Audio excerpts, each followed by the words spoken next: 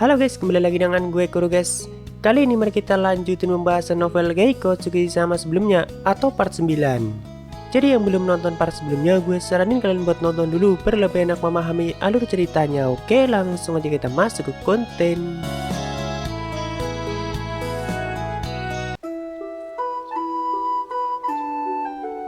Sebelumnya, penyerangan dari raksasa gelap di desa Suguharimo sudah berhasil diatasi, walaupun masih banyak dari monster itu yang berhasil lari dan mengejar Sasuke ke wilayah barat. Bahkan warga desa yang mengalami penyerangan tidak ada satu orang pun yang berhasil selamat, kecuali satu orang yang meminta pertolongan pada suku Ena sebelumnya. Melihat fakta itu, para tetua klan harimau dibuat sangat marah dan sempat menginterogasi Chiume dengan cara yang cukup kasar. Karena besar kemungkinan yang menarik pasukan raksasa gelap untuk menyerang desa itu adalah Sasuke, walaupun masih belum diketahui apa tujuannya. Tapi yang pasti, para tetua tidak akan tinggal diam dan berniat mengejarnya ke arah barat sambil memastikan kalau semua desa di Kuana Prairie aman dari penyerangan. Tentu party Arc juga akan ikut dengan mereka, apalagi Chiume dan Goemon akhirnya menemukan keberadaan Sasuke dan sudah menjadi tanggung jawab mereka untuk mengatasinya dan menyelesaikan semuanya. Mereka juga ingin tahu apa yang terjadi dengan Sasuke dan kenapa saat ini dia menjadi undead. Saat itu, setelah semuanya kembali siap, mereka pun melanjutkan perburuan ke wilayah barat daya dan semakin mendekati kota manusia yaitu Tazen. Cuma tidak seperti keberangkatan pertama yang dipenuhi oleh semangat, saat ini suasana di tengah pasukan menjadi sangat suram. Namun seperti biasa di tengah perjalanan, Aryane mulai mengeluhkan pantatnya yang mulai mati rasa. Sedangkan Ark memanfaatkan situasi itu untuk menyembuhkannya dan juga sambil menyentuh pantatnya yang sangat indah. Lalu singkat cerita, setelah melewati padang rumput yang sangat luas, akhirnya semua pasukan sampai di desa paling barat wilayah Kuana Prairie. Warga desa itu mengatakan kalau raksasa gelap sempat melewati desa mereka, tapi para monster itu tetap lari ke arah barat daya. Jadi semua pasukan langsung meninggalkan desa itu dan mengikuti jejak raksasa gelap. Dan setelah beberapa lama akhirnya mereka sampai di perbatasan wilayah Kuana Prairie dengan wilayah manusia, dan itu dipisahkan oleh dinding yang sangat tinggi dan juga sangat panjang. Tapi ternyata sudah ada lubang yang cukup besar di dinding itu, dan kemungkinan lubang itu dibuat oleh pasukan raksasa gelap atau mereka lah yang menghancurkannya demi bisa mengejar Sasuke. Karena tidak ada satupun penjaga manusia yang menjaga dinding, padahal biasanya mereka cukup banyak dan langsung melakukan serangan jika ada klan harimau yang mendekati wilayah perbatasan. Namun saat itu kota manusia di sekitar dinding sangat sepi dan tidak ada satupun manusia yang terlihat. Ark dan para tetua jadi bertanya-tanya apakah para raksasa gelap sudah membantai semua manusia di pinggiran kota Tazen atau di sekitaran dinding. Dan apakah kekuatan tempur kota Tazen tidak sanggup mengatasi mereka. Cuma daripada penasaran, semua pasukan memutuskan untuk masuk ke lewat lubang yang sudah dibuat, dan ternyata setelah sampai di dalam, suasana kota itu sudah seperti kota mati dan banyak mayat manusia di mana-mana. Sudah pasti itu perbuatan raksasa gelap dan mereka menghancurkan apapun yang dilewatinya. Karena ada sebagian raksasa gelap yang sudah terbunuh dan sepertinya manusia sudah berjuang mati-matian untuk melawan mereka.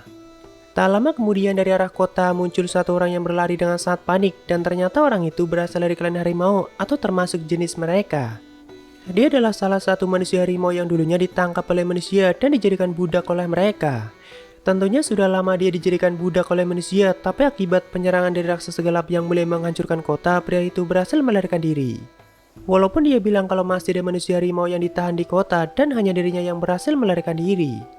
Dia juga menceritakan kalau suasana di dalam kota sangat kacau dan banyak sekali manusia yang sudah terbunuh. Sedangkan para monster semakin mengamuk dan menghancurkan apapun yang dilihatnya.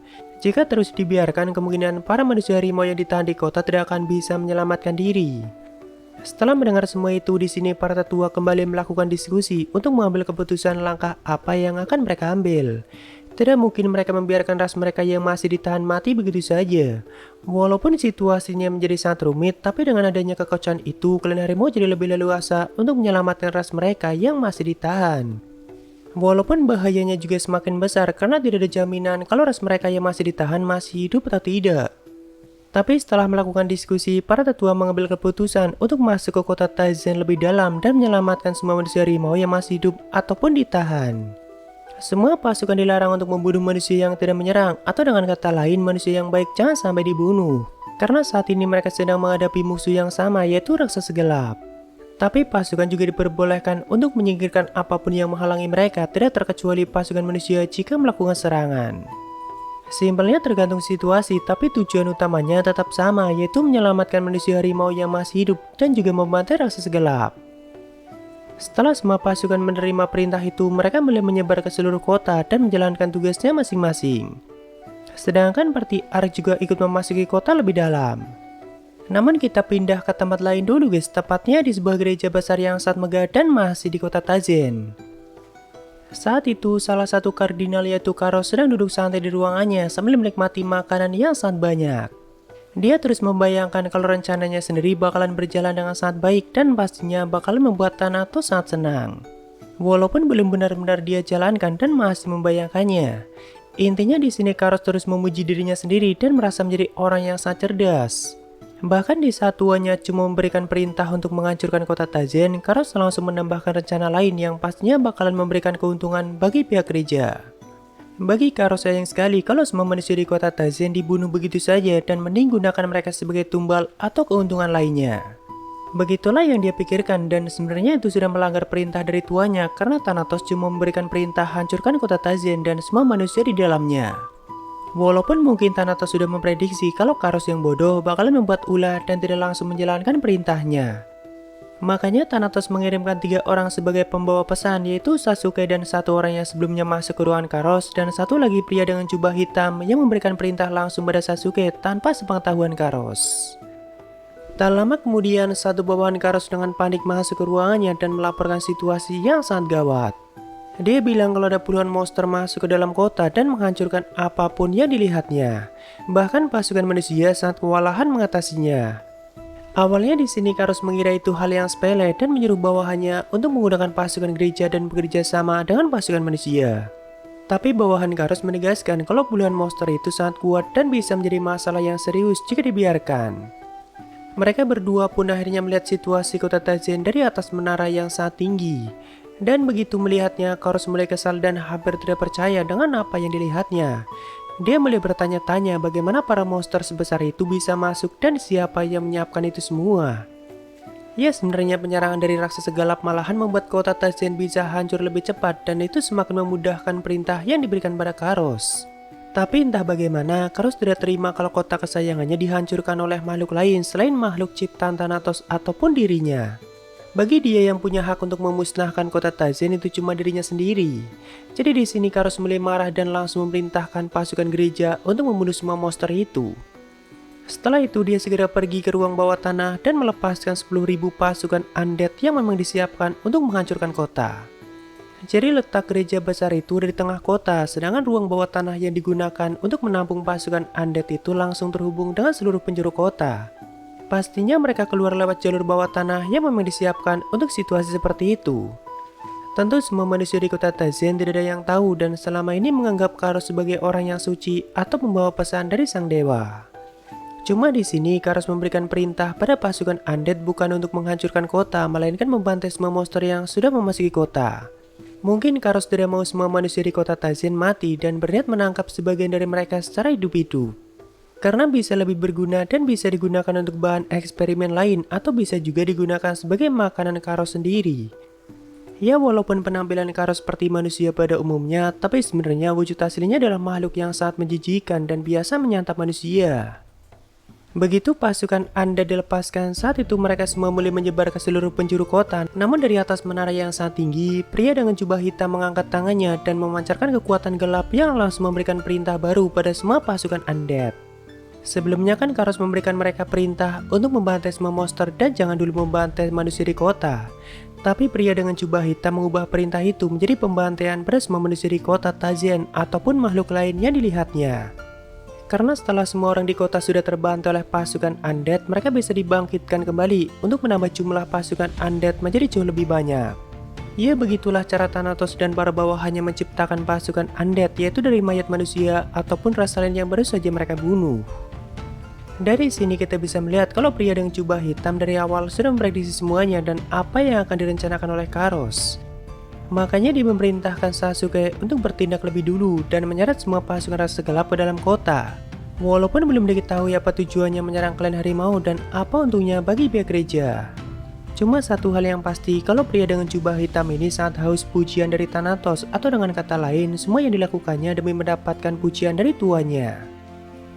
Tentu saat itu situasi di tengah kota menjadi sangat mengerikan. Satu persatu manusia mulai dibantai oleh pasukan undead dan mereka semakin menyebar ke seluruh penjuru kota Tazen.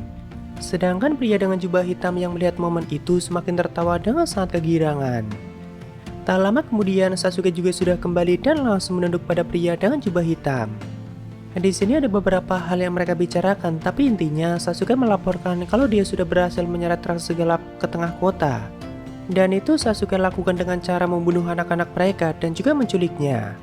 Makanya pasukan raksasa gelap terus mengejar Sasuke sampai kemanapun karena anak-anak mereka telah dibantai oleh Sasuke.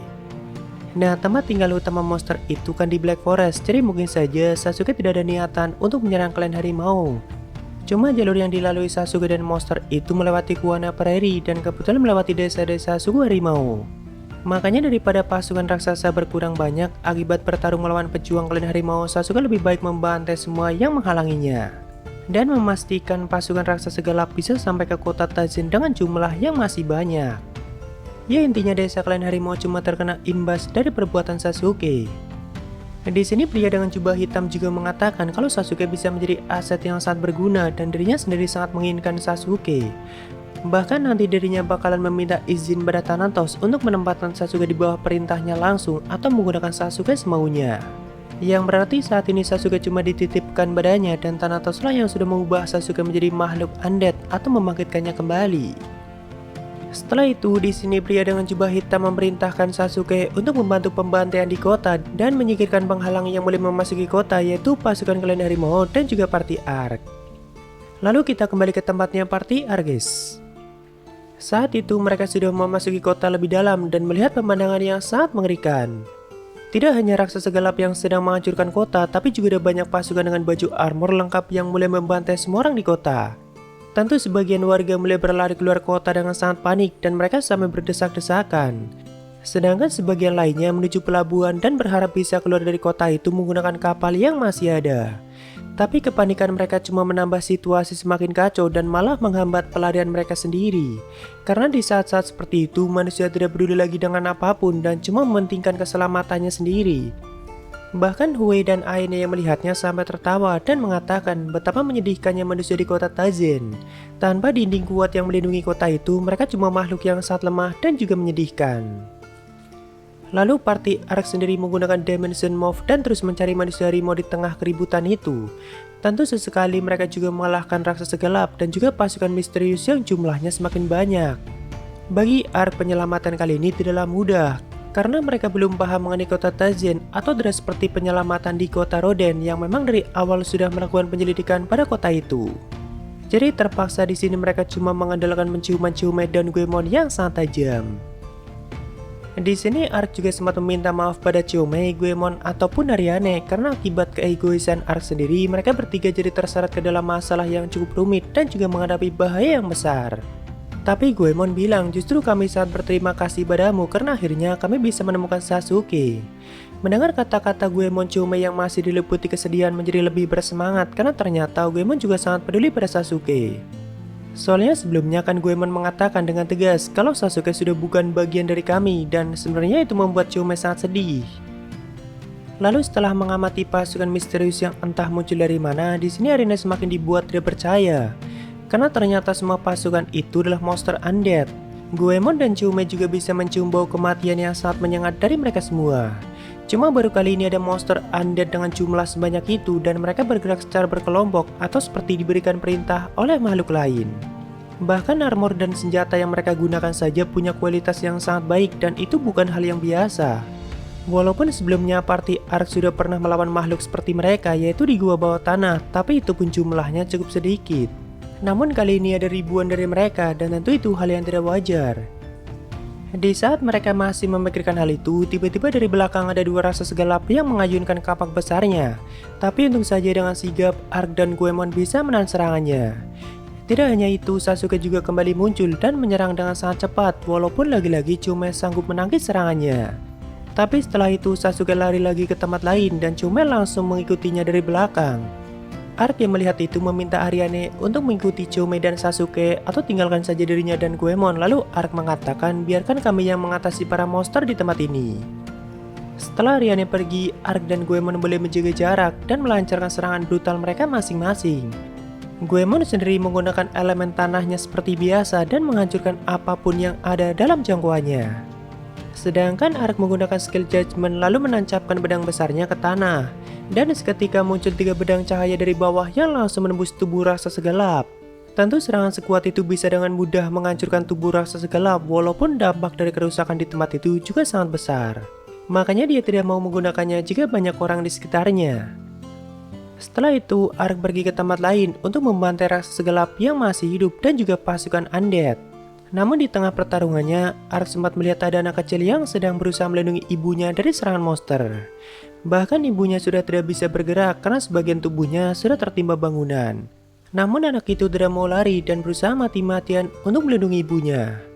Untung saja Ark dengan cepat mengalahkan semua monster undead yang berusaha menyerang anak itu.